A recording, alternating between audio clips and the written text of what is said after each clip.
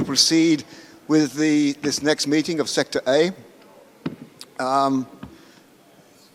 Before we proceed, I would like, because I think we've all had the same question asked us over the previous days. People have been coming up and saying, what is Sector A, what is Sector B, and what is Sector C? Which is, the answer is on the website. So if you want to take a look at it on the website, you'll see the answers. Everyone's shaking their heads, they still don't know. Okay, Sector A, for your information, is gem materials and laboratories. Okay? Sector B is jewelry distribution, and Sector C, manufacturing, technology, and precious metals. But we guys are just Sector A. So we have some things on the other two sectors, and if necessary, we'll incorporate them as we move forward. Okay. So welcome to the Sector A meeting. And in this meeting, I'm going to go through the various things that the commissions have done within Sector A during this Congress. And as and when needed, I will ask you to affirm that you agree with the decisions of the commissions or not. And the first thing I'm going to start with is the Gemmological Commission. So the Gemmological Commission reported that a joint working group within the members of the Gemstone Commission and the Gemmological Commission on varietal names has prepared a document that could be used either as an annex to the Gemmological Laboratories book or the Gemstone book, or it may be decided to have a separate CIBJO document on varietal names. I think probably most people in the room were here when Hanko presented that document. A quick question, do you want to see it again?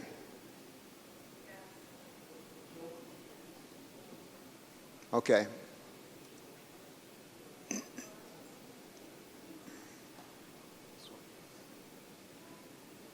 No, varietal names.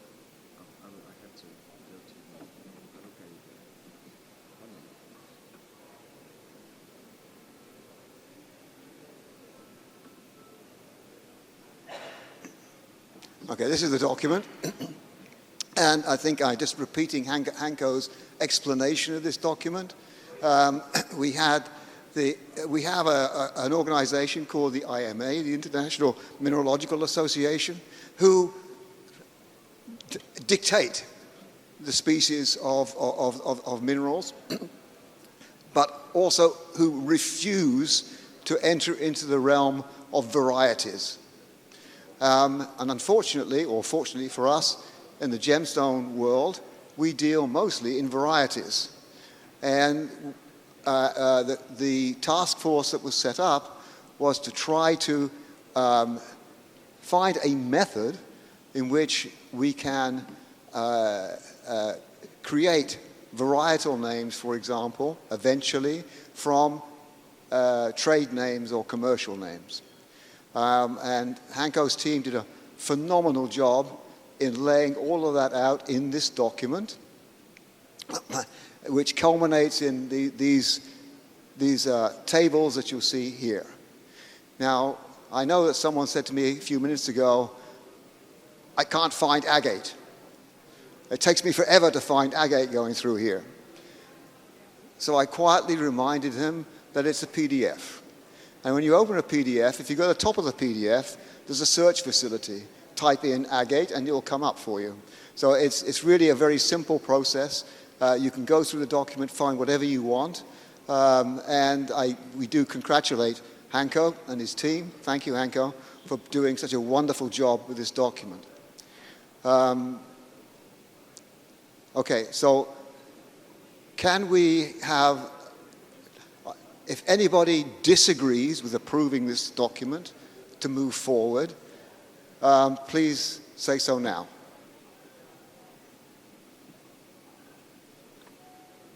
Nobody disagrees, in which case the document is approved to move forward. Thank you, Hanko. Now we go to the Colored Stone Commission, and they reported that this year there are no major issues that need to be resolved during Congress. What a change.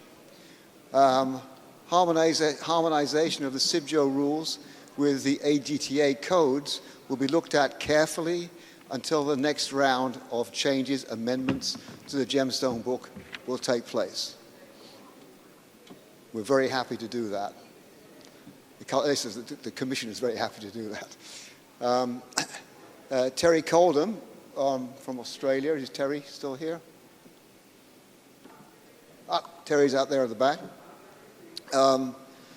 Presented a first draft of a potential opal guide with a similar structure to what is the Pearl Guide that's online on the CIBJO site, which focuses on Australian opals. This will be worked on by the Colourstone Steering Committee and designated members of the Australian opal community, a joint working group. After the Congress, and with the aim of including all origins of opal within this potential guide. In Annex 7.2 of the Blue Book, of the Gemstone Blue Book, quite right, yes. Of the Gemstone Blue Book, we have the treatments in alphabetical order. However, in another part of the table in the Gemstone Blue Book, we have them in the order of inside out. And it has been resolved to make both into alphabetical order, to make it easier for everyone to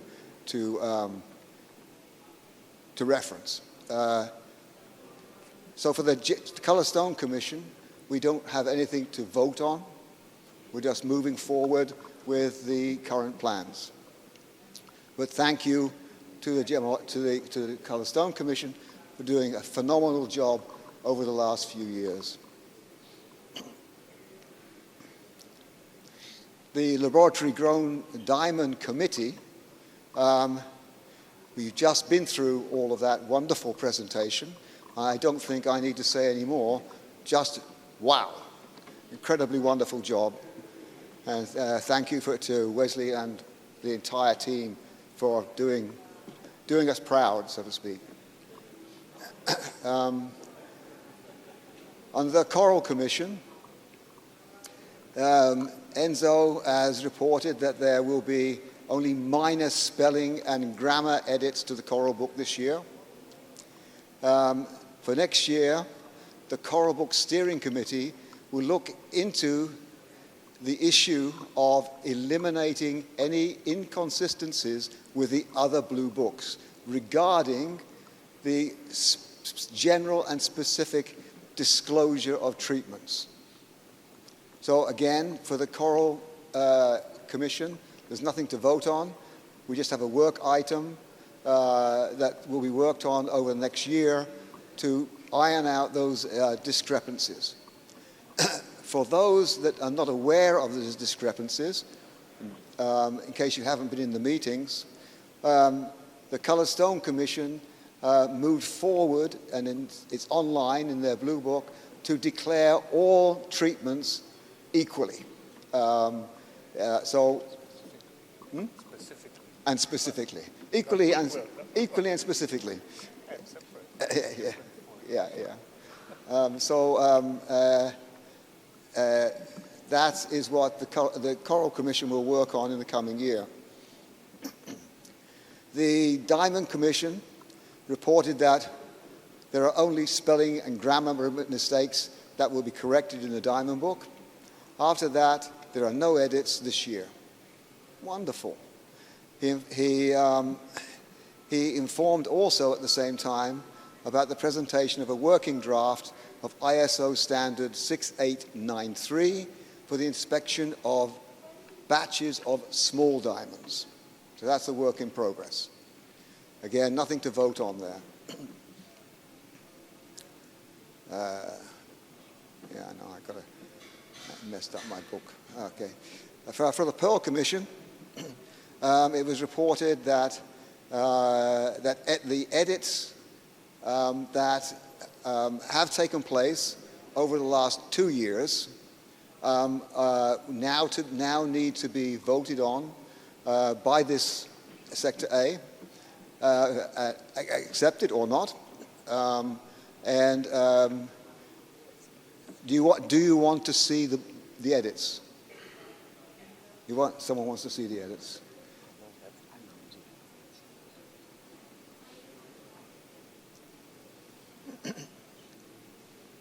Just as he's finding the document, all of these edits came out of the virtual meetings that we were having during the COVID period.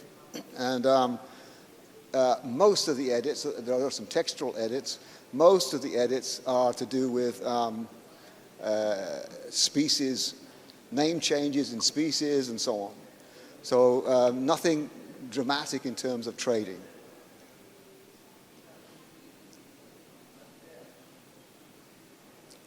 No, there's nothing. Some things have just been reworded. They are the same, the order's just changed. This will be on the website once it's approved.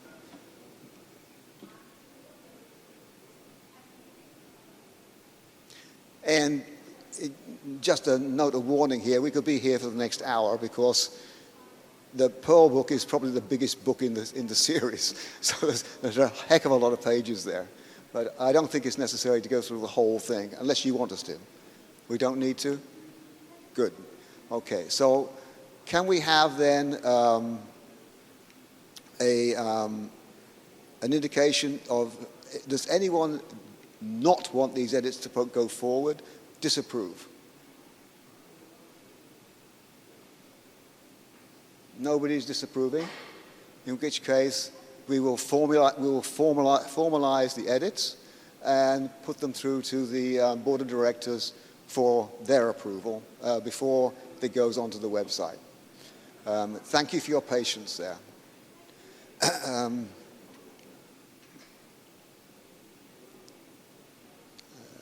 Oh yes. During the COVID, we had nothing else to do, so it was decided we needed another job to do.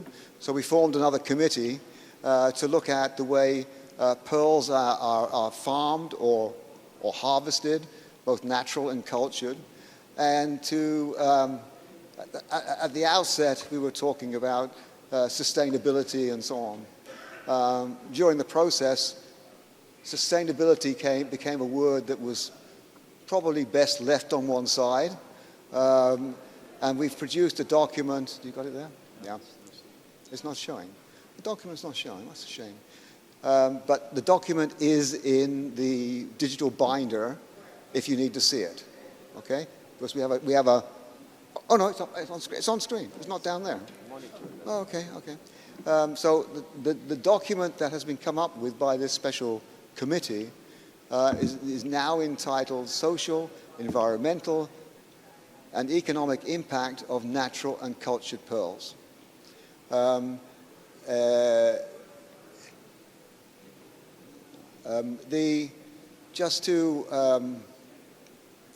It's only about four pages, I think.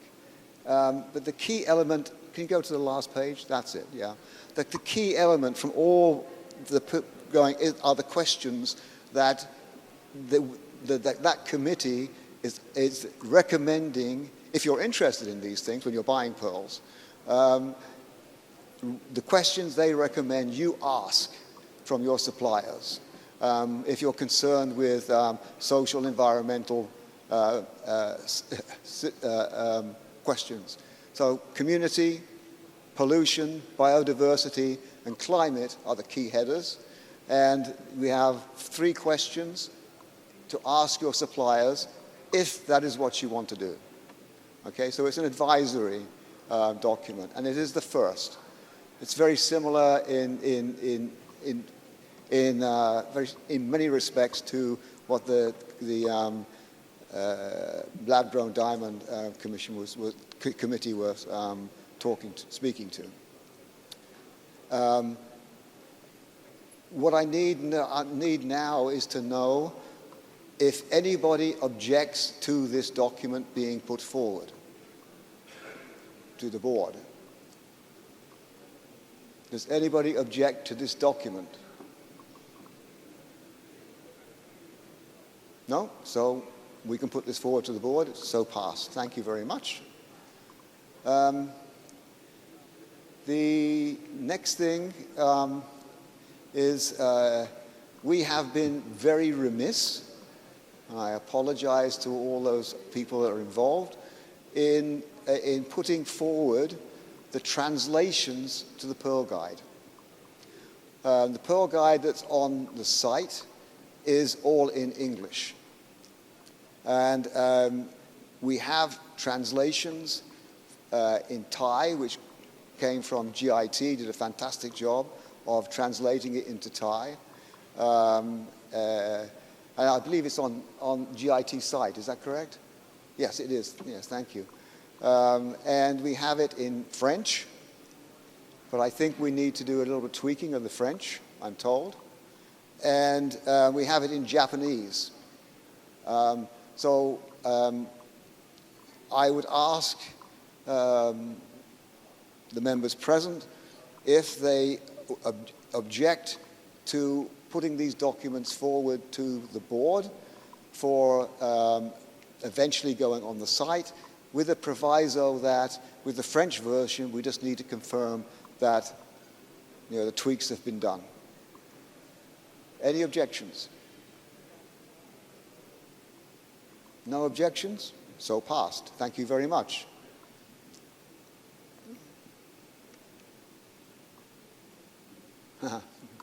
Okay. Yesterday, last evening, we had a joint meeting of the Gemmological and Colorstone Commissions. And this was held to discuss how laboratories and the trade are currently interacting and how this might be improved. So all I'm doing here is reporting to you that this meeting took place late yesterday. I'm told by some people that it was the most interesting, invigorating meeting that has taken place in Congress so far. So I'm just reporting to you that it happened, and that we intend to continue the process of attempting for the trade to understand the laboratory issues and for the laboratories to understand the trade issues. And we will continue the process. We won't stop until we get some kind of understanding. Thank you. There's a Sector A document, which is called the Do's and Don'ts. Quick show of hands. Quick show of hands. How many people know the Do's and Don'ts documents on the site? Ah, wonderful, wonderful. And how many people know how many languages it's in? How many? 13, correct. It's actually the one document on the site that's been translated into 13 languages. So we're really quite pleased about that, and I think it's had quite an impact for those that have been using it. But again, it's a Sector A document. It's not an individual commission document. However, we have had a couple of suggested edits to this document, and I'm just going to read them and ask if you're okay with it. The first is, in the do nots, is do not use the term laboratory diamond.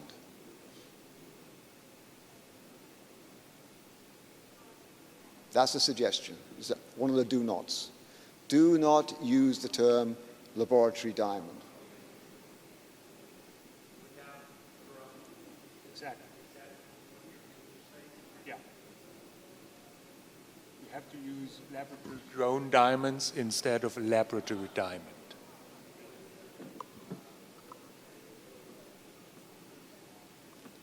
Can we accept that edit? Oh, thumbs up. Okay, good, wonders. Thank you very much. Thank you.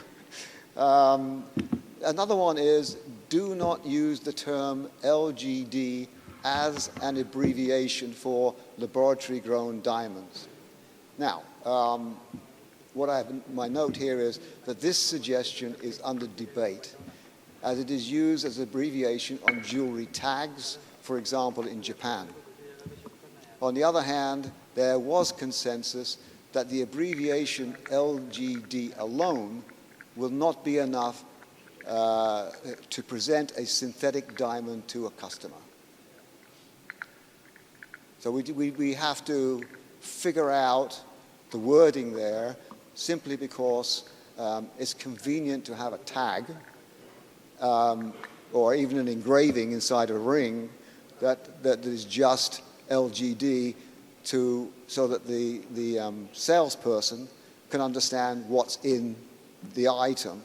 On the other hand, when we use LGD in a more flexible way, shall we say, it becomes problematic.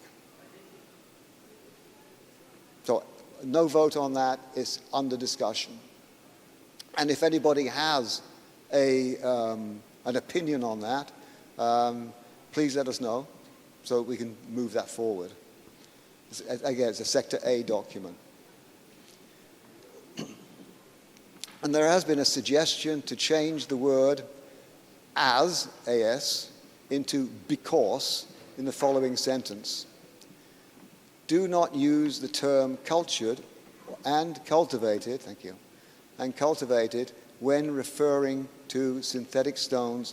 Sorry, I'll start it again. Do not use the term cultured and cultivated when referring to synthetic stones for describing a synthetic diamond because, instead of as, because cultured and cultivated refer exclusively to organic/biogenic products.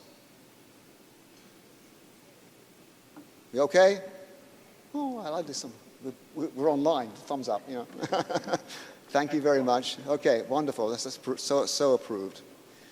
That really ends the Sector A material. Do I have anything else? I don't. Do you want to say anything?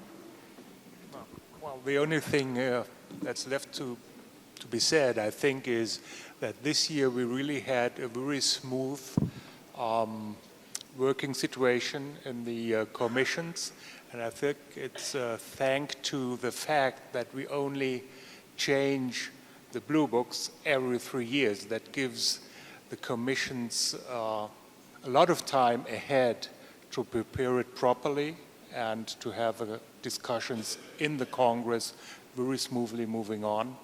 And I hope that will continue this way. Thank you. Well, I would like to say something. Who does know the Retailer's Reference Guide, CIBJO, Retailer's Reference Guide? Hooray. And who actually recommends it along the supply chain, namely to the salespeople, to the retailers that actually need to learn about the products they sell, and they need to have the right wording, the right narratives, and the right terminology? Yes.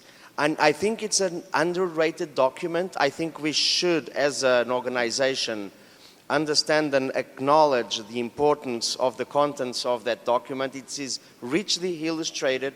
It was thoroughly revised a couple of years ago under the leadership of Roland Naftul. So it's a very good document, covers diamonds, covers colored gemstones, pearls, corals, terminology. And in your own constituencies, you should promote it and pass it on along your own members, your own clients or customers, because it's a really great document. And it was made by Sector A, and it is actually the second edition of the Retailer's Reference Guide, and it's a powerful tool for the retailers that are the foot soldiers of our industry, and they need us more than anybody else in the industry. Thank you very much. Thank you, Rui. Any other business? Anyone want to throw tomatoes or eggs or... No? Sushi? No? No other business? In which case, thank you all very much for being here today. It's very much appreciated from up here. And we will close the session. Sorry, adjourn the session is the proper word. We will adjourn the session. Thank you very much. Thank you.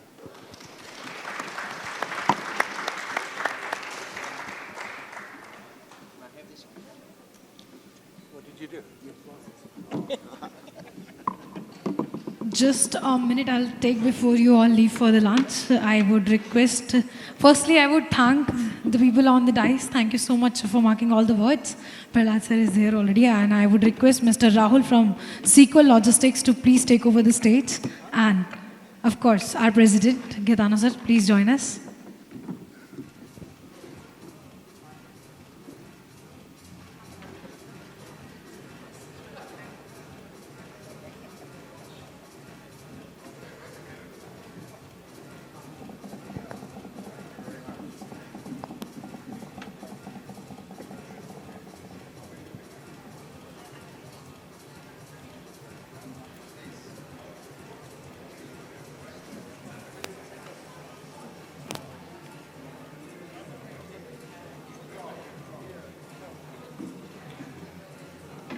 Man, you're not going to believe you. Come on.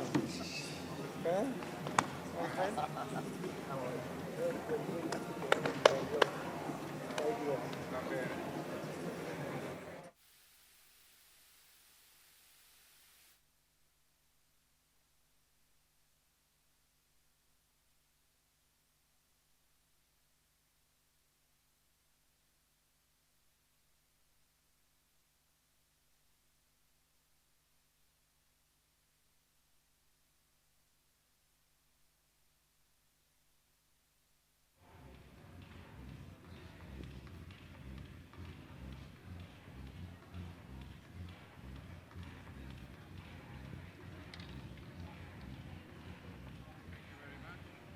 Thank you very much, everyone. Thank you so much. And the lunch break begins here. We'll be back after an hour to the ground and we'll begin the next session. Thank you so much.